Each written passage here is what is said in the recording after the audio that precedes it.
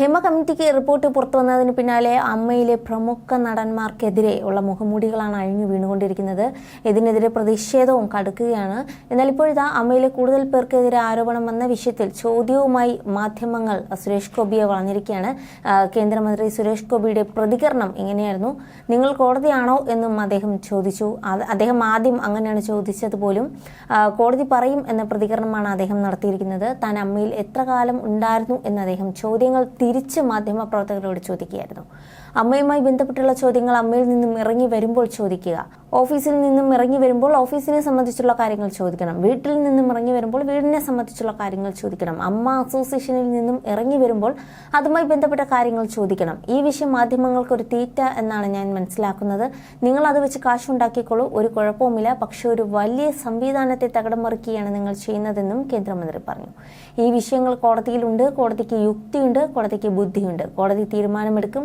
സർക്കാർ അത് കോടതിയിൽ കൊണ്ടുചെന്നാൽ അവർ അത് എടുക്കും. മാധ്യമങ്ങൾ ആടിനെ തമ്മിത്തല്ലിച്ച് ചോര കുടിക്കുകയാണ് എന്നും അദ്ദേഹം ആരോപിച്ചു. നിങ്ങൾ ഒരു സമൂഹത്തിന്റെ മാനസികാവസ്ഥയെ വഴിതെറ്റിച്ചു വിടുകയാണ്. പരാതി ആരോപണ രൂപത്തിലാണ് നൽകുന്നത്.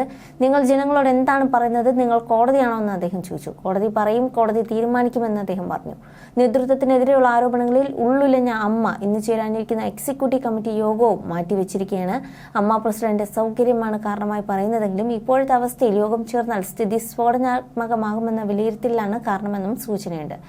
ജനറൽ സെക്രട്ടറി സിദ്ദിഖ് സ്ഥാനമൊഴിഞ്ഞപ്പോൾ ചുമതല കൈമാറേണ്ട ജോയിന്റ് സെക്രട്ടറി ബാബുരാജും ആരോപണ നിലയിലായതോടെ നേതൃത്വ പ്രതിസന്ധിയുമുണ്ട്. ഇപ്പോഴത്തെ അവസ്ഥയിൽ ഓൺലൈൻ യോഗത്തിനാണ് കൂടുതൽ സാധ്യത. പ്രതിച്ഛായയുള്ള വ്യക്തിയെ ജനറൽ സെക്രട്ടറി ആക്കണമെന്ന വാദവും ഇതിനിടയിൽ ശക്തമാക്കുകയാണ്. തുടക്കം മുതൽ തന്നെ വ്യക്തമായ നിലപാട് പറഞ്ഞ ജഗദീഷ് ജനറൽ സെക്രട്ടറി ആകണമെന്ന് ഒരു വിഭാഗം വാദിക്കുകയാണ്. എന്നാൽ രണ്ടാം വരവിൽ ധാരാളം സിനിമകളുള്ള ജഗദീഷിന് സംഘാടന പദവിയിൽ അത്ര താല്പര്യമില്ല.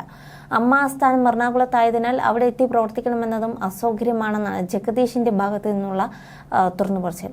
എന്തായാലും അമ്മയുടെ സ്ഥിതി ഇപ്പോൾ അമ്മയ്ക്കകത്ത് തന്നെ ഒരു ഭിന്നത നിലനിൽക്കുകയാണ്. You're watching me on metromatney.com. metromatney.com. Subscribe for more videos. Subscribe for more videos. Subscribe here for more videos. Subscribe now. Thank you.